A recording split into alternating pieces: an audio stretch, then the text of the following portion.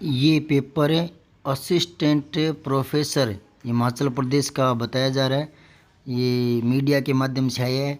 अपने इसको हल करके देखते हैं, क्योंकि अपना चैनल जो है वो सीखने सिखाने का चैनल है।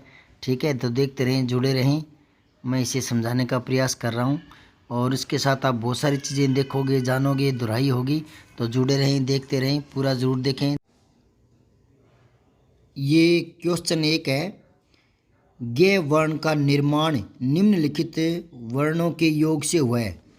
मैंने कई बार बताया है, इसका उच्चारण आजकल बदल गया है, गे बोलते हैं, लेकिन ये सही मायने में जे है। जे आधा प्लस में ये जे यानी, ठीक है, विज्ञान। तो इसका सही ऑप्शन है सी हो जाएगा। ठीक है, जे, ये और ए दोनों ऑप्शन में एक ही बात है। ऊपर वाले ये में हलंत नहीं है, यानी पूरा है। नीचे वाले में हलंत लगा दिया तो ए बाहर निकाल दिया, बात एक ही है। ठीक है, दूसरा प्रश्न देखें। वाक्य के उस भाग को जिसमें एक से अधिक पद परस्पर संबद्ध होकर के अर्थ तो देते हैं किंतु पूर्ण अर्थ नहीं देते, तो उसको पदबंध कहते हैं। ठीक है, उद्देश्य क्या होता है? उद्देश्य होता है कर्ता, विधेय होता है क्रिया, मोटे तौर पर। वैसे उद्देश्य कर्ता और कर्ता का विस्तार होता है, विधेय क्रिया और क्रिया का विस्तार होता है। पदबंध जो है वो अलग चीज़ है। मैं इन चारों को थोड़ा थोड़ा यहाँ बता रहा हूँ, एक मिनट देखें आप। राम पढ़ता है, तो इस वाक्य में राम है ना, ये है उद्देश्य, यानी ये करता है। ठीक है, और पढ़ता है ये है विधेय। ये नए नाम बच्चे समझ नहीं पाते, उद्देश्य और विधेय, इसलिए मोटे तौर पर कर्ता और क्रिया बोल देते हैं। ठीक है, गाय चरती है, तो इसमें गाय कर्ता हो गया और चरना क्रिया हो गया। ठीक है, तो इसी को उद्देश्य बोल देते हैं कर्ता को, और क्रिया को विधेय बोल देते हैं। समझ में आई बात है? अब अगर यूं कहें मोहन की गाय, मोहन की गाय चरती है, अब मैं लिखूं यहाँ घास चरती है, तो ये क्रिया का विस्तार हो गया, घास शब्द और साथ में आ गया, तो ये मिला हुआ जो है वो विधेय बोल देते हैं। और जो कर्ता है उसका जो विस्तार है उसको मिला करके उद्देश्य बोल देते हैं। अगर सिंगल पढ़े हैं तो कर्ता क्रिया बोल दो भले ही, लेकिन कर्ता का विस्तार तो हो सकता है ना, क्रिया का भी विस्तार हो सकता है, वाक्य लंबा हो सकता है। तो वो जो विस्तार वाले पद है, अब इसको मोहन को कर्ता तो नहीं कहेंगे ना, कर्ता तो गाय है ना, घास कौन चरती है? गाय चरती है। क्रिया कौन कर रहा है? गाय, तो गाय करता है, तो मोहन जुड़ा है, इसको क्या कर्ता थोड़ी बोलेंगे, इसलिए इसको कर्ता न बोल करके पूरे को ही उद्देश्य बोल देते हैं। अब आप समझ गए कर्ता और उद्देश्य में क्या अंतर है? यहाँ देखो, अगर मैं कहूँ रामगढ़ का राम, रामगढ़ का राम पढ़ता है, तो पढ़ता तो क्रिया है, और ये कौन कर रहा है? राम, तो ये कर्ता हो गया। लेकिन रामगढ़ का राम, अब या लक्ष्मण का भाई, लक्ष्मण का भाई, तो लक्ष्मण कर्ता थोड़ी हो गया। तो ये कर्ता के साथ जो जुड़े हुए शब्द होते हैं वो मिलाकर ही उद्देश्य कहलाया जाता है। ठीक है, कहलाता है। समझ गए आप? तो आप उद्देश्य और विधेय दोनों समझ गए। तो इसमें उद्देश्य और विधेय तो नहीं आएगा, क्योंकि ये कह रहा है कि वाक्य का वो भाग है जिसमें एक से ज़्यादा पद मिलकर परस्पर संबद्ध होकर के कोई पूरा अर्थ तो नहीं देते, पर वो पदबंध बन जाता है, पदबंध। अब दो चार एक वाक्य पदबंध के देखो, मैं लिखता हूँ यहाँ।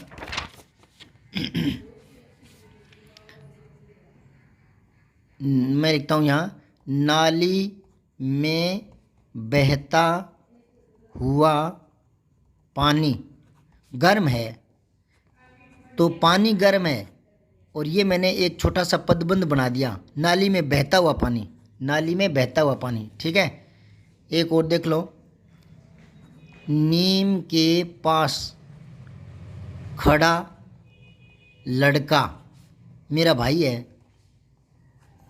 अब मेरा भाई है, इससे पहले ये कुछ शब्द जोड़ करके मैंने एक पदबंध बना दिया, नीम के पास खड़ा लड़का। तो नीम के पास खड़ा लड़का, ये पदबंध हो गया। पदबंध क्या होता है? दो या दो से अधिक शब्द यानी पद मिलकर के एक अर्थ सा व्यक्त करते हैं, लेकिन वाक्य का पूरा अर्थ नहीं दिखा पाते। हाँ, खुद एक अर्थ दिखा करके पदबंध बन जाता है, एक बंध बन जाता है, यानी उनका आपस में छोटा सा एक बंधन होता है, एक छोटा सा अर्थ होता है। भले ही वो वाक्य का पूरा अर्थ ना निकाले। नाली में बहता पानी, नीम के नीचे खड़ा लड़का, तो आप पदबंध समझ गए होंगे शायद। अब एक शब्द और है, वो है आश्रित उपवाक्य। तो ये देखते हैं ना परिभाषा कि वाक्य का वो भाग है जिसमें एक से अधिक पद मिलकर के संबंध होकर अर्थ देते हैं, तो कई बार आश्रित उपवाक्य मान लेते हैं, लेकिन आश्रित उपवाक्य अलग चीज़ है। देखो, मैं दो समान वाक्यों से आश्रित उपवाक्य और पदबंध इन दोनों को समझाता हूँ, क्योंकि इसमें उद्देश्य और विधेय तो है ही नहीं ना। उद्देश्य और विधेय तो चीज़ ही अलग है, मैंने समझा दिया। अब आश्रित उपवाक्य और पदबंध, तो वैसे मैंने एक वीडियो बनाया हुआ है पदबंध और उपवाक्य में अंतर, उसका लिंक नीचे डाल रहा हूँ, देख लेना। यहाँ भी थोड़ा सा दो शब्दों से या वाक्यों से मैं समझा देता हूँ। जो लड़का पेड़ के पास खड़ा है वह मेरा भाई है। तो जो लड़का नीम के या पेड़ के पास खड़ा है, ये पदबंध है। अब मैं जो से ही जोड़कर उपवाक्य बना रहा हूँ। तो देखो, जो लड़का कम पढ़ता है वह हमेशा पीछे रहता है, पीछे रहता है। अब यहाँ देखने वाली बात है, ये वैसे तो पूरा एक ही वाक्य है, पर इसके दो भाग हो गए, तो ये हो गए उपवाक्य। क्या हो गए? उपवाक्य हो गए। अब इसमें और इसमें क्या फ़र्क है? ये एक छोटे शब्दों का पदबंध होता है, इसमें एक क्रिया भी होती है, कर्ता भी होता है। उपवाक्य में, उपवाक्य और पदबंध में मोटा सा अंतर यही है कि पदबंध कोई ज़्यादा अर्थ नहीं दिखा पाता और उपवाक्य आंशिक अर्थ दिखा देता है, यानी इसमें उद्देश्य और विधेय होता है। उद्देश्य और विधेय यानी कर्ता और क्रिया इसमें होते हैं उपवाक्य में, और पदबंध में नहीं होते। समझ आई बात है? ये पदबंध जो है वो कई प्रकार के होते हैं। संज्ञा पदबंध, सर्वनाम पदबंध, क्रिया पदबंध, विशेषण पदबंध, ये मैं बता चुका हूँ विस्तार से। लिंक इसी वीडियो के नीचे डिस्क्रिप्शन दिया हुआ है, आप देख लेना। अब बढ़ते हैं अगले प्रश्न की ओर। जो बाएं हाथ से सदा हुआ हो उसके लिए एक शब्द उचित विकल्प में से चुन लेना है। तो जो बाएं हाथ से सदा हो, ये तो प्रश्न देखते ही मेरे ध्यान में आ गया सव्यसाची, और अगर मैं भूल भी जाता तो इसने याद दिला दिया, मतलब ये खुद याद दिला देता है। दिव्य साची, भव्य साची, तो ये देखते ही मेरी याद आ गया सव्यसाची। बहुत पहले बचपन में याद किया हुआ था 10वीं 12वीं में। तो मैं ये कहना चाहता हूँ कि अगर बच्चे आगे कंपटीशन की तैयारी करते हैं तो कक्षा 6, 7, 8, 9, 10 इन्हीं से अपना कंपटीशन की तैयारी शुरू करें। पर छोटी क्लास में कोई गौर नहीं करता और बाद में यही सब कुछ आधारभूत चीज़ें समस्या बन जाती है। तो छोटी क्लासों से गौर करें। मैंने आपको एक वीडियो में बताया था उम्र के दो पड़ाव है एक तरह से। एक तो होती है जो बचपने वाली जो उम्र है बच्चों की, उसमें वो रट सकते हैं, समझ नहीं सकते, और हम जैसे लोग हैं वो रट नहीं सकते, समझ सकते हैं कि इस पद में क्या उद्देश्य है, क्या संदेश है। ठीक है, तो जो उम्र रटने वाली होती है वो बच्चों की यूं ही चली जाती है और उसका कोई लाभ मिलता नहीं है और वो उम्र दोबारा आती नहीं है। तो रटने वाली उम्र का लाभ उठा लेना चाहिए। मतलब उसमें क्या क्या चीज़ें रटनी है, देखो, एक तो विलोम शब्द रट लेने चाहिए बच्चे को बहुत सारे, और ये तोते की तरह दिन रात, अच्छा बुरा, अपना पराया, धूप छाँव, आस्तिक नास्तिक, तो ये तोते की तरह रटे होते हैं ना, तो अपने आप ही कंठ से निकल जाते हैं, मुंह से निकल जाते हैं, तो याद रह जाते हैं। और पर्यायवाची होते हैं वो धरा, धरती, भूमि, पृथ्वी, अचला, ये रट लेने चाहिए। और वाक्यांश के लिए जो एक शब्द है, जैसे ये मेरा पहले का याद किया हुआ था जो बाएं हाथ से लिखता है सव्यसाची, बहुत पहले याद किया हुआ था और देखते ही याद आ गया। तो कहने का मतलब है कि वो रटने वाली जो है उस उम्र को खाली मत जाने दो, उसमें से कुछ ले लो आगे बढ़ने के लिए। मैं बच्चों से कहता हूँ 6ठी 7वीं 8वीं वाले, अगर आप 12वीं में जा रहे हो, बीए कर रहे हो, बीएससी कर रहे हो, तो आप 6ठी 7वीं 8वीं वाली जो उम्र है उससे कुछ लेकर थैला भर के आगे आओ। वो थैला क्या है? विलोम शब्द याद होने चाहिए, पर्यायवाची याद होने चाहिए, युग्म शब्द याद होने चाहिए, ये ठीक है। वाक्यांश के लिए एक शब्द याद होने चाहिए। तो आप समझ गए सव्यसाची जो बाएं हाथ से लिखता है। अब चलते हैं अगले प्रश्न पर। सूर्यास्त हुआ और किसान अपने घर लौटने लगे, ये किस प्रकार का वाक्य है? तो ये देखते ही याद आता है कि ये संयुक्त वाक्य है, लेकिन ये वाक्य उस हिसाब से नहीं पूछ रहा। वाक्यों को दो प्रकार से बांट सकते हैं, अर्थ के आधार पर और रचना के आधार पर। इसको और समझे एक बार।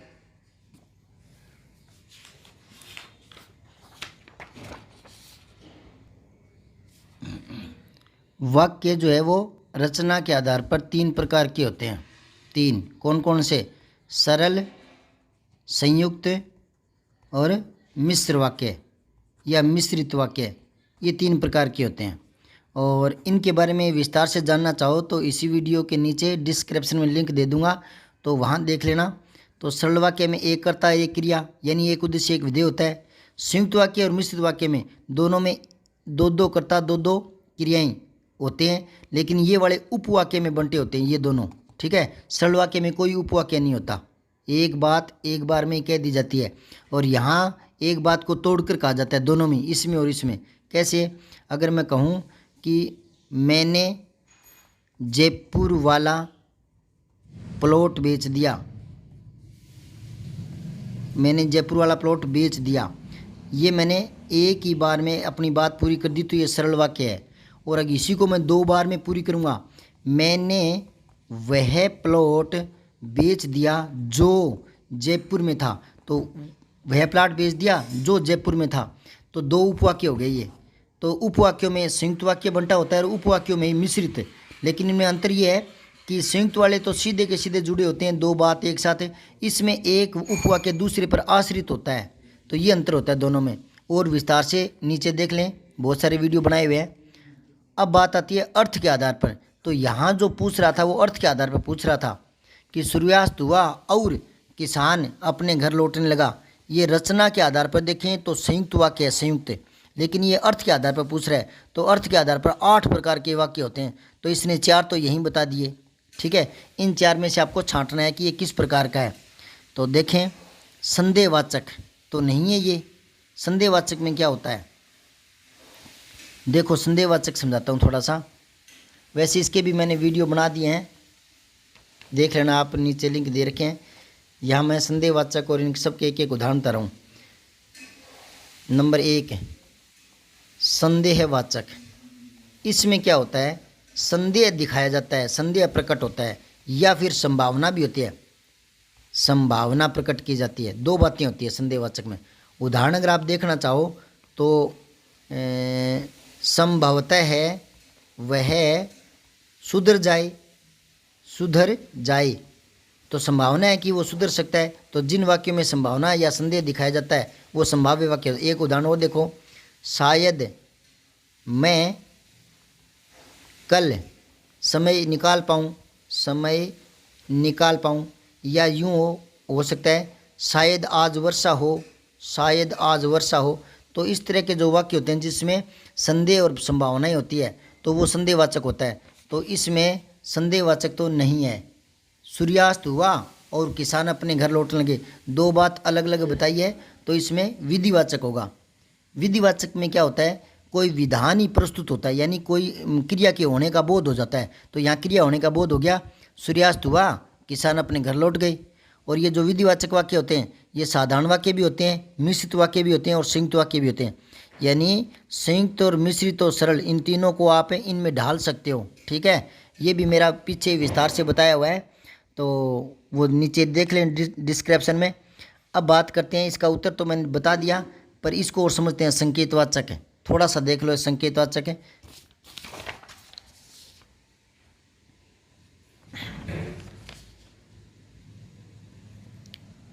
संकेतवाचक में क्या होता है?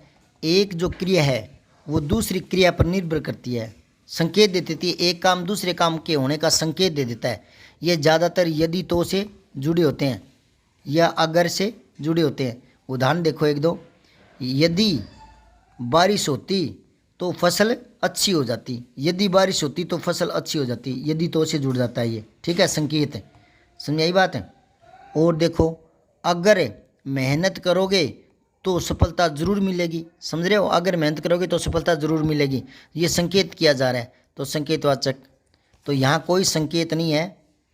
सूर्यास्त हुआ और किसान अपने घर लौटने लगे, तो यहाँ ये नहीं है संकेत, यदि तो से जुड़ते हैं। इच्छावाचक भी नहीं है। इच्छावाचक में क्या होता है देखो, इच्छावाचक में एक तो इच्छा ही दिखाई जाती है, या कामना कह दो या मंगल कामना कह दो। उदाहरण देखो, ईश्वर करे सब कुशल लौट जाए, ईश्वर करे सब कुशल लौट जाए, और या दूधो ना हो पूतो फलो, है ना। तो किसी को आशीर्वाद देना हो, शुभकामनाएं देनी हो या इच्छा प्रकट करनी हो, तो ये इच्छावाचक में आ जाते हैं। तो यहाँ कोई इच्छा नहीं है। सूर्यास्त हुआ और किसान अपने घर लौट गए, ठीक है, और इच्छावाचक नहीं है, तो तीनों नहीं है। तो ये बच गया विधिवाचक, जिसमें विधान प्रस्तुत होता है, यानी कोई क्रिया के होने का सूचना मिल जाती है। तो यहाँ दो सूचना एक साथ मिल गई। सूर्यास्त हुआ, किसान अपने घर लौटने लगे। ये मोबाइल थोड़ा हिल रहा है क्योंकि स्टैंड नहीं मिला मुझे। ये पेपर जैसे आया तो खाली बैठा था, मैं कहा चलो इसके उत्तर बता देता हूँ प्रश्नों के। किसी ने पूछे थे व्हाट्सएप पर, तो मैंने सोचा आप तक भी पहुँचा दूँ, तो मैंने बनाना शुरू कर दिया हाथ में ही मोबाइल पकड़ कर। तो एक हाथ से पकड़ रखा है, एक से समझा रहा हूँ, तो थोड़ा हिल रहा है, स्टैंड नहीं है। अगला देखो 5वां प्रश्न, निम्नलिखित में कौन सा शब्द पत्नी का पर्यायवाची है। और ये मेरा बहुत पहले का याद किया हुआ था और फटाक से मेरे ध्यान में आ गया। भार्य होता है पत्नी का, भार्या। दारा भी होता है पत्नी का। और कलत्र बहुत ही प्यारा शब्द है, मेरे तो देखते ही याद आ गया। कलत्र पत्नी रटा हुआ था, याद किया हुआ था। इनमें यहाँ समझने की कोई ज़रूरत नहीं होती, कुछ चीज़ें रटने वाली ही होती है। अब विपथगा, ये मुझे पता था, नदी को बोलते हैं। तो वो कह रहा है पर्यायवाची कौन सा नहीं है, पत्नी का। तो ये तो नदी का आ गया ना, तो पत्नी का कहाँ से होगा। तो ये आपका उत्तर आ गया डी। अब अगला प्रश्न देखो 6, उपसर्गों के प्रयोग से शब्द के अर्थ में वृद्धि होती है। उपसर्ग शब्द के अर्थ में वृद्धि करते हैं, ऐसा तो कोई ज़्यादा वो नहीं है। शब्द के अर्थ में न्यूनता आती है, ये भी कोई बात नहीं है। उपसर्ग जो होते हैं ना, वो शब्द के अर्थ में परिवर्तन कर देते हैं। ज़्यादातर परिवर्तन ही होता है, एक दो को छोड़कर ज़्यादातर परिवर्तन ही होता है। और प्रत्यय क्या करते हैं, प्रत्यय ये नयापन लाते हैं, नवीनता लाते हैं अर्थ में, ठीक है ना। देखो मैं एक उदाहरण से समझा रहा हूँ। पहली बात तो कल ही मैंने वीडियो में बताया था, अगर आपने देखा होगा तो, उपसर्ग और प्रत्यय ये दोनों के दोनों शब्दांश होते हैं, इस बात को भूलना मत। शब्दांश होते हैं, ये भी क्या होते हैं, शब्दांश, शब्द का अंश, ठीक है, पूरा शब्द नहीं होता।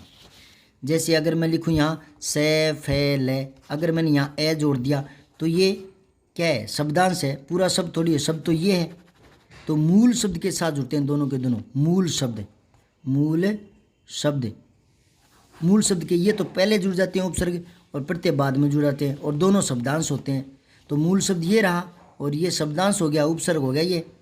तो अब देखो उपसर्ग क्या कर रहा है, अर्थ में परिवर्तन ला रहा है। सफल यानी पास होना, असफल यानी फेल, उल्टा कर दिया ना, तो इस तरह के अर्थ में बदलाव ला देता है।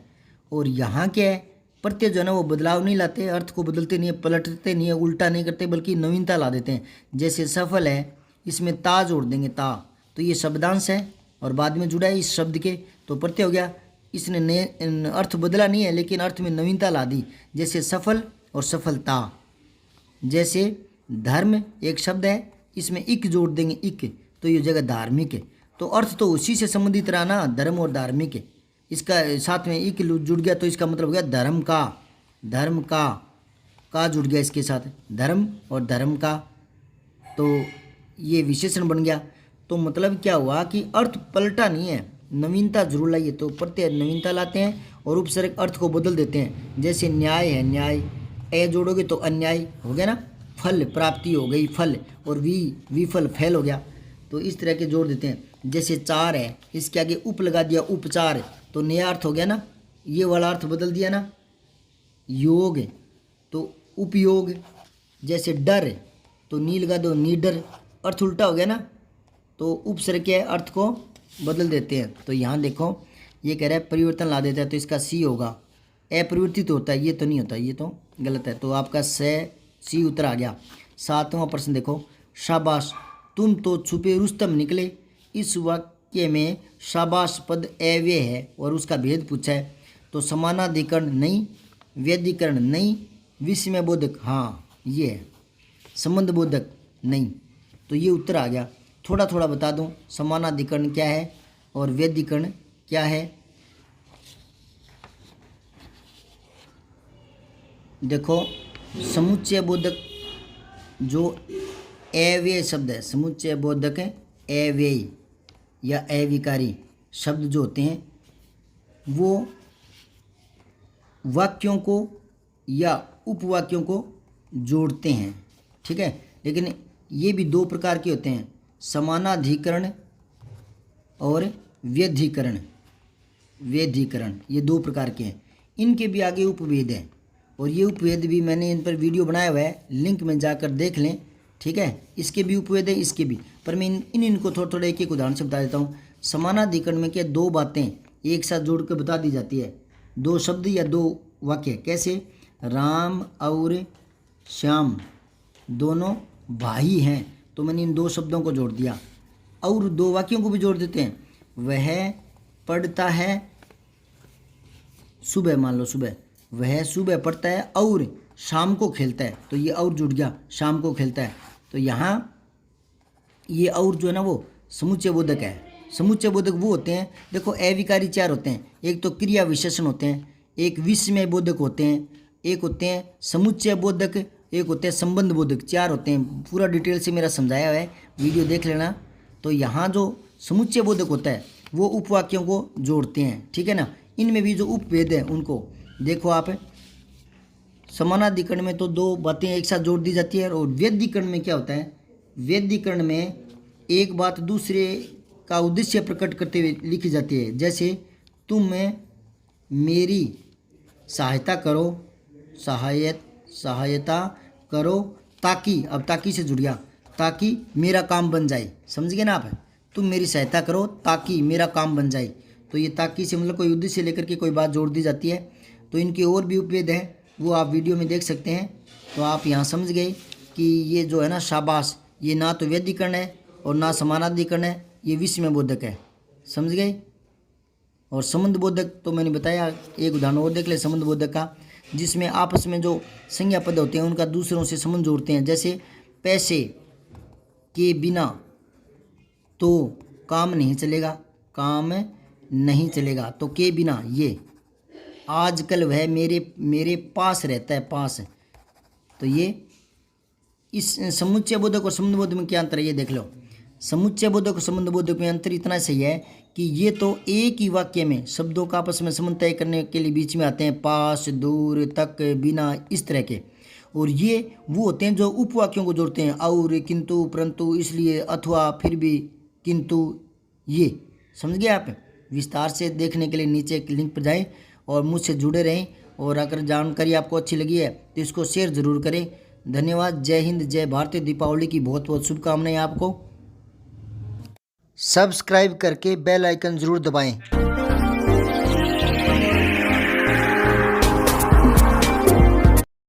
जय हिंद, विजय हिंदी।